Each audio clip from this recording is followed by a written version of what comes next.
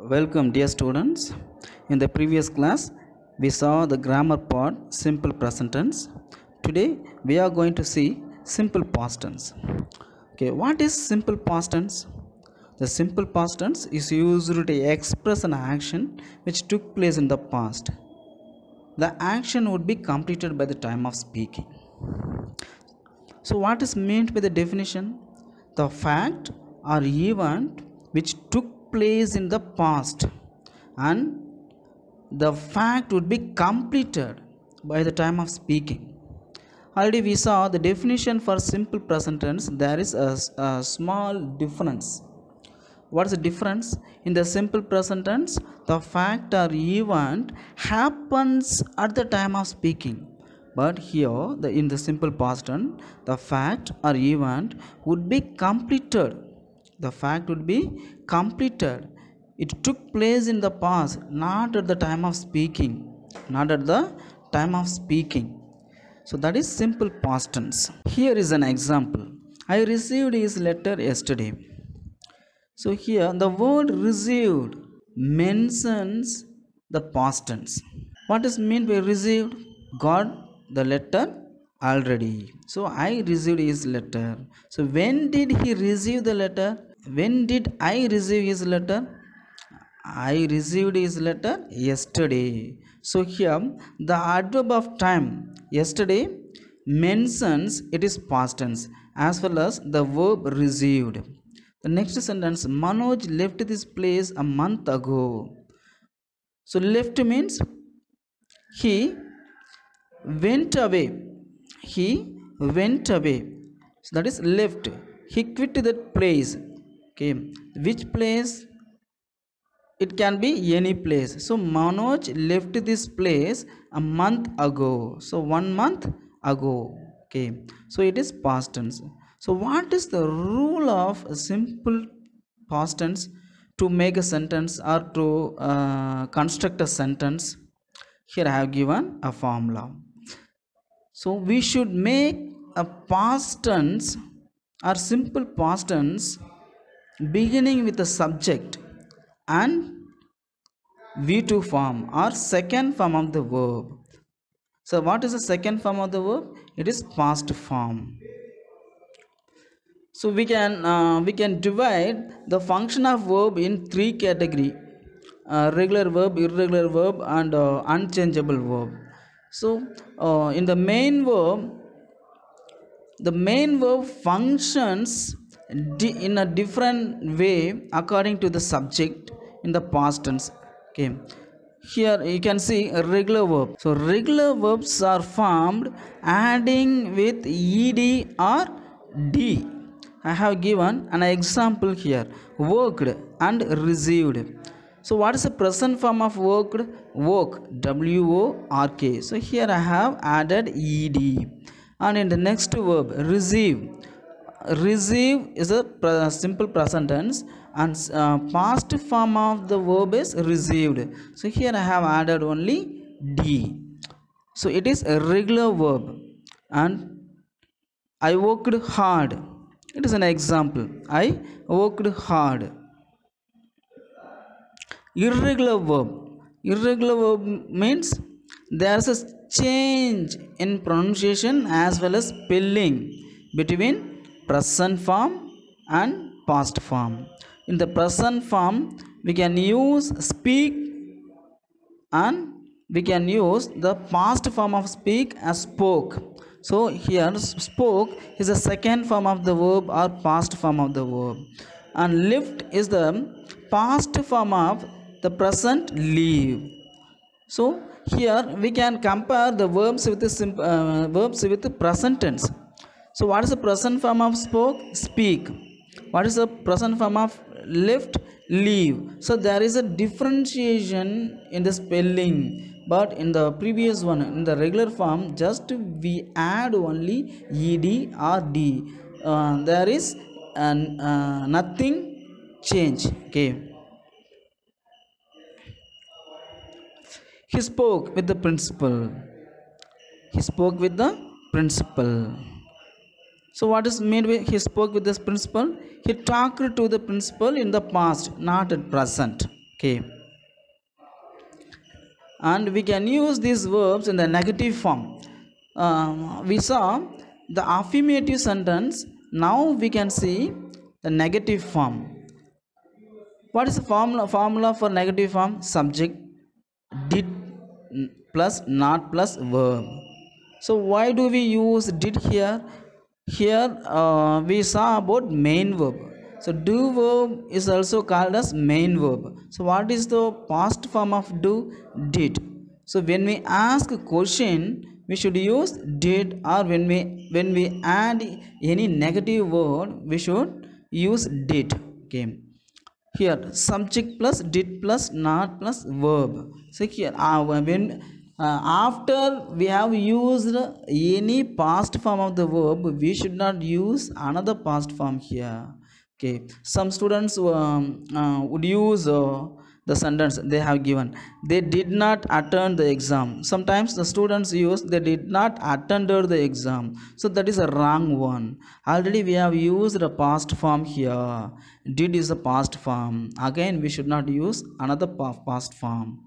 So they did not attend the exam. So subject plus did plus not plus attend. So v1 or first form of the verb. On interrogative, there is only one change between statement and interrogative. Just we have written the question word did in the beginning before the subject. Before the subject, did they attend the exam? Here it is question form. So there are some adverbs of time to identify past sentences. Already I have given adverbs of time in the simple present tense also. So like that these all are keywords to identify or to use in the simple past tense. Yesterday, last week, last month, ago, once upon a time, in those days, one day, then, in olden days, in ancient times, in early days, in my childhood, in my boyhood days. So these all are called adverbs of time, which are used in simple past tense.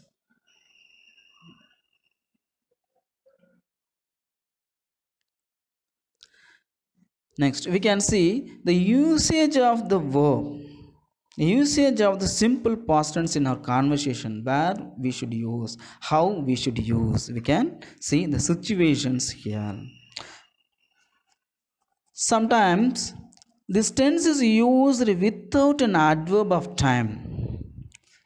In such cases, the time may be either implied or indicated by the context. Here, look at the example. I learned Hindi in Mumbai. So here, I did not give you the time of the fact happened. The time of the fact. I learned Hindi in Mumbai, but I did not give when did I learn Hindi. So sometimes without any adverb of time, past tense take place. I did not sleep well. When did I did not sleep well? There is no time mentioned. It could be the previous night, or that day morning, or 2 days ago. So we can take, but without the adverb of time, some like this sentence we can find. Babur defeated Rana Sanga at Kanwaha. It is a historical fact. But when Babur defeated Rana Sanga at Kanwaha is not given. Okay. To express past habit. To express past habit. What is meant by past habit? The habit which we had in the past tense, in the previous days, or in the early days when we were young. But at the present, we don't have such habit. For example, many children used to bite their nails, but when they grow young, when they grow old, they give up, they quit their habit of biting the nail. So here we can say, I bit nails when I was young.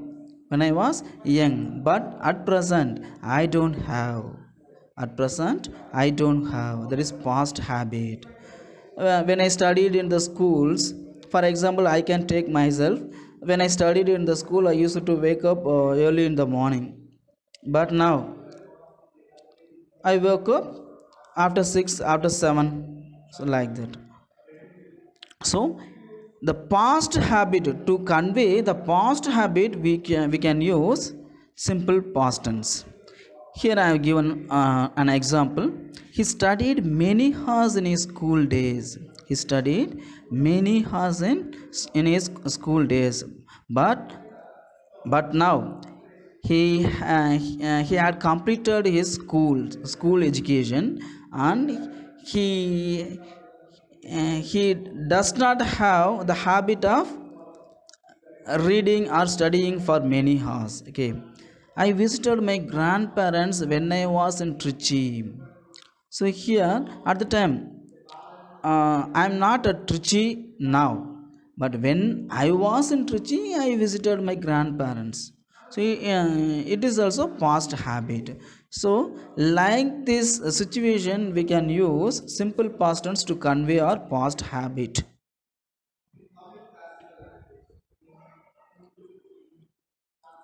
Next, to convey the past historical events and famous infrastructures or monuments built in the past. To convey the past historical events and monuments built in the past or famous infrastructures, we can use simple past tense. Look at the example. Rajaraja Sola built several temples in Tanjore. So we know very well that his famous, the world famous infrastructure is big temple. We know very well, and he had built many temples around Tanjore when he was a king. Okay, so Rajaraja Sola built several temples in Tanjore. So here built mentions the past tense. So what is the present form of built? Build. Newton saw an apple fall. So here it is also historical fact, historical event. How can we say it is a historical event? Because of as he saw an apple fell down from the tree on the ground. He discovered that he discovered about gravitational pull. So it is also historical event. Based on this historical invention, historical discover, there are many things nowadays we use in our life. The third example, Amartya Sen got the Nobel Prize in 1998. 1998. So Amartya Sen, who is Amartya Sen? Amartya Sen was an Indian uh, who has got Nobel Prize for economics in 1998. Okay, we can say we can use this simple present tense for our birth, to mention our birth time of our birth also, or place of the birth also.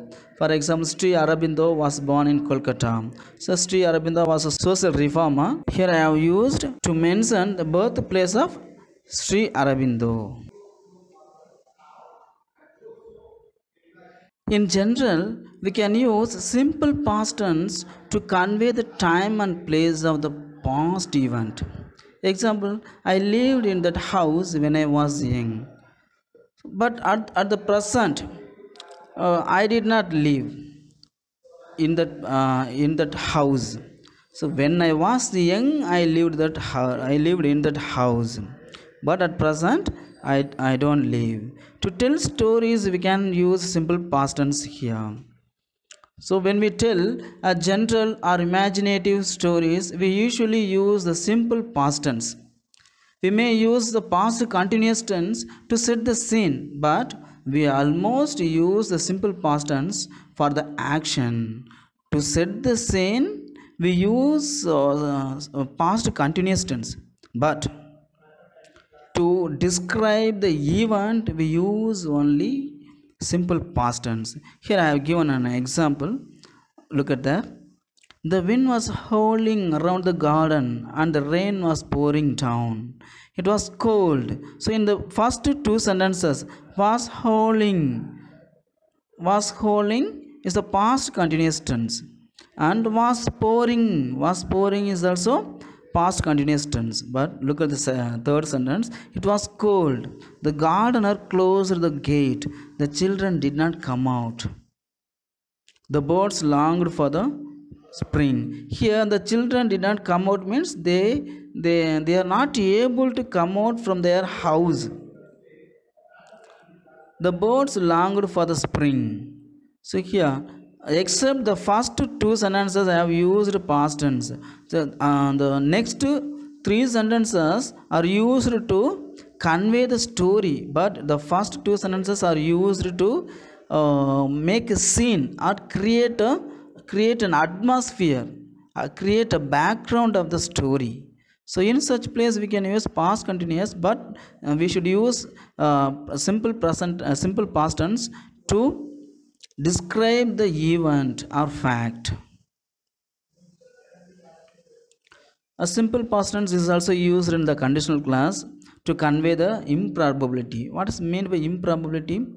It is imaginative or untruth one. It will never happen again. Look at the example. If he had money, he would buy a KTM bike. So here, if he had money, actually he don't have money, or he did not have money. So he was not able to buy the KTM bike. So here he lost, of buying the KTM. He lost the chance of buying KTM bike. If Priya ran fast, she would win the prize. So here Priya lost her prize, and the sentence says that she did not run fast.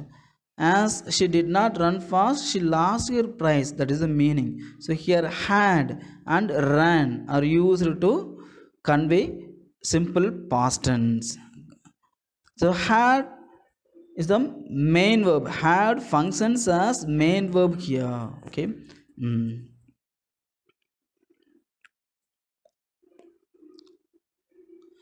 Next, we can see simple future tense. What is simple future tense? A simple future tense is used to talk about the things which will happen in future. It means it is going to happen in the future and it does not happen at present. We cannot control the fact. That is simple future tense. We shall know the exam results in May. Here May means it's a name of the month. Still now we don't know the result. We don't know about the result. So we can know in the future. It can be April or March, anything else. But surely it is before the month of May. Okay. So we shall know the result in future or in the month of May. He will meet you tomorrow in the stadium. He will meet you. He will meet you. Say will meet is the future form. Meet you tomorrow. Tomorrow is the next day. So hereafter only. Okay. So he will meet you tomorrow in the stadium. Here we should use auxiliary verb shall and will to all the nouns. And especially we can use shall only for the first person. What are the first person? I and we are the first person. I is first person singular, we is a first person plural, and you is a second person singular as well as plural. They is a third person plural.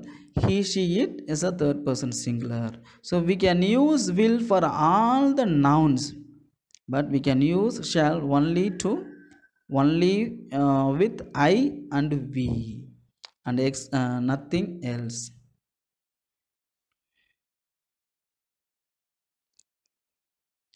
Here we can see the formula of making simple future tense. In the affirmative sentence, we can use subject, will or shall according to the noun, and we want. Already I have told you, in the affirmative sentence, we use subject, will or shall plus V1. V1 means present form. So we should use only will or shall to describe the future tense. These both are the auxiliary of future tense. He will make this mobile work. It means the mobile does not work at present. So he will make it work. He will make it work. Okay. In the negative sentence, just we are going to add only not with the auxiliary verb will or shall. So we should use the negative word between the auxiliary verb and main verb, and we should not add before the auxiliary verb or after the main verb. So this is the rule. So subject plus will or shall plus not negative word plus V1. He will not make this mobile work. If he does not know to work, he does not know to repair, he will not make this mobile work. And in the interrogative, as we saw in the simple past tense, here we should use the question word in the beginning. Here which is the question word? Will or shall. So if we want to make an interrogative sentence, we should begin the sentence with the question word, and here the question word is will or shall. Will he make this mobile work? Here it is a question. Here you can find the keywords of simple future tense. What are the keywords? Tomorrow, next week, next month, next year, soon, shortly, hereafter, in a little time, in the years to come, in future, yearly, next Monday. Any particular day it can be. Next Monday or next Tuesday, Wednesday, Thursday, Friday, or any day. In a few minutes, in the coming days, later, this evening, within a week. So these all are clue words to identify simple future tense or to use in the simple future tense. Okay, these all words mentions the fact which is going to happen in the future.